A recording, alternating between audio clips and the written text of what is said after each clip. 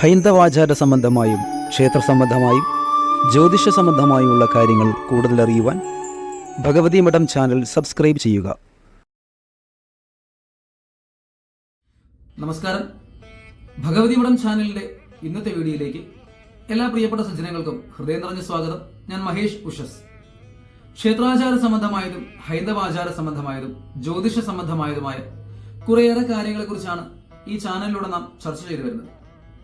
കർക്കിടക മാസത്തില് രാമായണ മാസാചരണത്തിന്റെ മാസമായി കരുതി പോരുമ്പോഴും അവിടെ അതിനേക്കാൾ പ്രാധാന്യമുള്ള മറ്റൊരു ചടങ്ങാണ് കർക്കിടക വാവ് ബലി, അമാവാസി ശ്രാദ്ധം എന്നൊക്കെ നമ്മൾ പറയും. എല്ലാ മാസങ്ങളിലും അമാവാസി ഉണ്ടെങ്കിലും ഇവിടെ കർക്കിടക മാസത്തിലെ അമാവാസിക്ക് വളരെയധികം പ്രാധാന്യമാണ്. കാരണം കർക്കിടക സംക്രമത്തോടു കൂടി ദക്ഷിണായനം തുടങ്ങുകയാണ്. ദക്ഷിണായനം എന്നാൽ അവിടെ പിതൃക്കൾക്ക് വളരെയധികം പ്രാധാന്യമുള്ളൊരു കാലഘട്ടമാണ് എന്ന് നമുക്ക് സങ്കല്പിക്കാം. അപ്പോൾ കർക്കിടക മാസത്തിലാണ് ഈ കർക്കിടക വാവ് ബലി നടത്തപ്പെടുന്നത്. എന്തുകൊണ്ടായിരിക്കും കർക്കിടകം തന്നെ തിരഞ്ഞെടുത്തത് എന്നുള്ള ചിന്തയും പലർക്കും ഉണ്ടാവില്ല. പിതൃക്കളുടെ ഒരു ദിവസം മനുഷ്യരുടെ 12 മാസമാണ്. എല്ലാ വർഷവും കർക്കിടക വാവിന് ബലിയിട്ടാൽ പിതൃക്കൾക്ക് എന്നും ഭക്ഷണം കിട്ടിയതിന് തുല്യമാണ് എന്നാണ്. അത് മുടക്കിയാൽ പിതൃക്കൾ പട്ടിണിയിലായി പോകും എന്നുമാണ് സങ്കല്പം. കർക്കിടക സംക്രമണത്തോടെ ദക്ഷിണായനം ആരംഭിച്ചിട്ട് ഈ ദക്ഷിണായനത്തിൽ പിതൃ കർമ്മങ്ങൾക്കൊക്കെ വളരെ പ്രാധാന്യവും സങ്കല്പിക്കുന്നുണ്ട്. ദുരിതകർമ്മത്താൽ മോക്ഷം കിട്ടാത്ത പരേതാത്മാക്കളൊക്കെയും ശാന്തി തേടി ഭൂമിയിലെത്തുന്ന മാസം കൂടിയാണ് കർക്കിടകം. മോക്ഷം കിട്ടിയ ആത്മാക്കൾക്ക് സ്വർഗത്തിന്റെ വാതിൽ തുറന്നു കിട്ടുന്ന സമയം കൂടിയാണ്. ചന്ദ്രന്റെ സൂര്യസാമീപ്യം മൂലം ചന്ദ്രനിൽ പതിക്കുന്ന സൂര്യപ്രകാശം മുഴുവൻ മൺമറഞ്ഞ പിതൃക്കളുടെ ആത്മാക്കൾക്ക് ലഭിക്കും. ദേവസ്ഥാനത്ത് പിതൃകർമ്മം ചെയ്താൽ ദേവയജ്ഞവും പിതൃയജ്ഞത്തോടൊപ്പം ലഭിക്കുകയും ചെയ്യുന്നുണ്ട്. പിതൃക്കളുടെ സ്നേഹാദരങ്ങൾ നിലനിർത്തുവാനും ഋണം വീട്ടുവാനും പിതൃദോഷം കൊണ്ടുള്ള ബുദ്ധിമുട്ടുകൾ ഒഴിവാക്കുവാനും സന്താനങ്ങൾ ബലിതർപ്പണവും ശ്രാദ്ധവും നിർബന്ധമായും അനുഷ്ഠിക്കേണ്ടതാണ്. സന്താന ദുഃഖം, മാറാരോഗങ്ങൾ, കുടുംബകലഹം, വിവാഹ തടസ്സങ്ങൾ, ഭയാശങ്കകൾ തുടങ്ങിയവ പിതൃശാപം കൊണ്ട് സംഭവിക്കാം. ബലിതർപ്പണം, ശ്രാദ്ധം, കർക്കിടക വാവ് ബലി എന്നിവ വിധിപ്രകാരം അനുഷ്ഠിക്കുന്നവർ പിതൃശാപം എന്ന ഭയത്തിൽ നിന്നും മോചിതരാകും. ഇന്നത്തെ തിരക്ക് പിടിച്ച ജീവിത സാഹചര്യങ്ങളിൽ വീട്ടിൽ വെച്ച് പിതൃക്രിയകൾ ചെയ്യാൻ സൗകര്യമില്ല എങ്കിൽ പിതൃക്രിയയ്ക്ക് സൗകര്യമുള്ള ക്ഷേത്രങ്ങളിൽ ചെന്ന് ബലിതർപ്പണവും ശ്രാദ്ധവും ചെയ്യാം. അവിടെ ചെന്ന് ഷീട്ടാക്കി വേദജ്ഞാനാധികാരിയായ ആചാര്യന്റെ നിർദ്ദേശമനുസരിച്ച് വിധിപ്രകാരം ബലി അനുഷ്ഠിക്കുകയും ചെയ്യാം.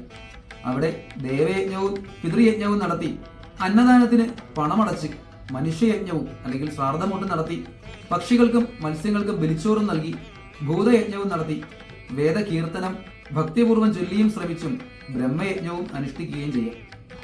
പിതൃൻ പിതാമഹം ചൈവ ധ്വജശ്രദ്ധേന തർപ്പയേത് അനന്യം സ്യാം പിതൃണാം ച ബ്രഹ്മലോകം ച ഗച്ഛതി എന്നാണ് വാക്യം. അതായത് ആരാണോ ശ്രാദ്ധത്താൽ തന്റെ മരിച്ചുപോയ മാതൃ പിതൃ പിതാമഹാദി പിതൃക്കളെ തൃപ്തിപ്പെടുത്തുന്നത് അവർ പിതൃഋണത്തിൽ നിന്നും മോചിതരായി ബ്രഹ്മലോകം പോകുന്നു എന്ന് സാരം.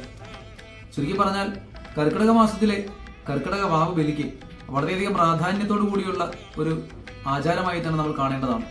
കാരണം അവിടെ നമ്മൾ ഒരു പിതൃ യജ്ഞം ചെയ്യുമ്പോൾ ദേവയജ്ഞവും അതുപോലെ ഭൂതയജ്ഞവും വേദയജ്ഞവും എല്ലാം നടക്കുന്നു എന്നുള്ളതാണ്. അപ്പോൾ പഞ്ചമഹായജ്ഞങ്ങളുടെയൊക്കെ ഒരു സംയോജനമാണ് ഇവിടെ ഈ കർക്കിടക വാവ് ബലി എന്ന് പറയുന്ന ചടങ്ങ്. അതുകൊണ്ട് തന്നെ കർക്കിടക വാവ് ബലി ആരും മുടക്കേണ്ട. ഈ വരുന്ന 2024 ഓഗസ്റ്റ് മാസം 3-ാം തീയതി രാവിലെ മുതൽ എല്ലാ പുണ്യക്ഷേത്രങ്ങളിലും കേന്ദ്രങ്ങളിലും ഒക്കെയും കർക്കിടക വാവ് ബലിക്കുള്ള ഒരുക്കങ്ങൾ പൂർത്തിയാകും.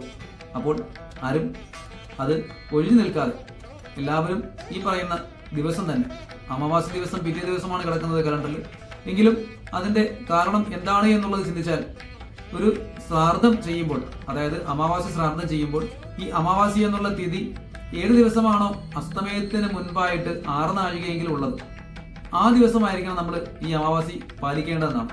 ശ്രാദ്ധത്തിന് മുൻപും പിറന്നാൾ എടുക്കാവുന്നതാണ്. അതായത് പിറന്നാളുള്ള കാര്യങ്ങൾ ചിന്തിക്കുമ്പോൾ പിറന്നാൾ എടുക്കുന്ന നക്ഷത്രം അല്ലെങ്കിൽ തിഥി വരുന്നത് സൂര്യ ഉദയത്തിന് ശേഷം 6 നാഴികയെങ്കിലും ഉണ്ടാകണമെന്നാണ്. പക്ഷെ പിതൃകർമ്മം വരുമ്പോൾ അവിടെ ഉദയത്തിനല്ല അസ്തമയത്തിന് മുൻപ് 6 നാഴികയെങ്കിലും വേണമെന്നാണ്. അപ്പോൾ അങ്ങനെ വരുമ്പോൾ ഇവിടെ ഈ പറഞ്ഞിരിക്കുന്ന കർക്കിടക മാസം 19-ാം തീയതി അല്ലെങ്കിൽ ഓഗസ്റ്റ് മാസം 3-ാം തീയതി ശനിയാഴ്ചയാണ് വൈകുന്നേരം 3:55 കൂടി തന്നെ അമാവാസി തുടങ്ങുന്നത്. അതുകൊണ്ട് അന്നത്തെ ദിവസം ആണ് നമ്മൾ ഈ ശ്രാദ്ധത്തിന് വേണ്ടി തിരഞ്ഞെടുത്തിരിക്കുന്നത്.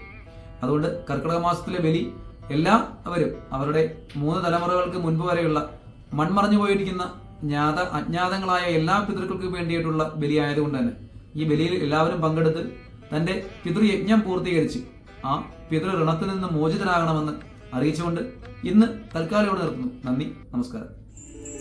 ഹൈന്ദവാചാര സംബന്ധമായും ക്ഷേത്ര സംബന്ധമായും ജ്യോതിഷ സംബന്ധമായുമുള്ള കാര്യങ്ങൾ കൂടുതൽ അറിയുവാൻ ഭഗവതി മഠം ചാനൽ സബ്സ്ക്രൈബ് ചെയ്യുക.